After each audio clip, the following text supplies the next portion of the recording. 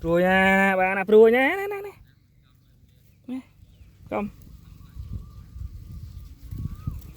rồi chắc cái niêm lòng lăng véo phun đây cho mình họ khối khối mà đi cho dạ ừ, ừ, ừ. Mua màu à mua màu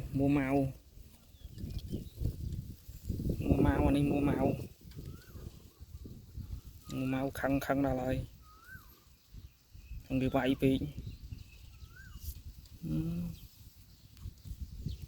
mùi nó vay về lắm này khăn chắc này tụi véo ai rồi rồi mà rồi đây mua màu cái là chắc anh đang đấy còn trend này anh đang ấy thế anh đang miền ban vay ấy nhỉ nỉ anh vay ấy nhỉ anh đang vay ấy nó là năng mình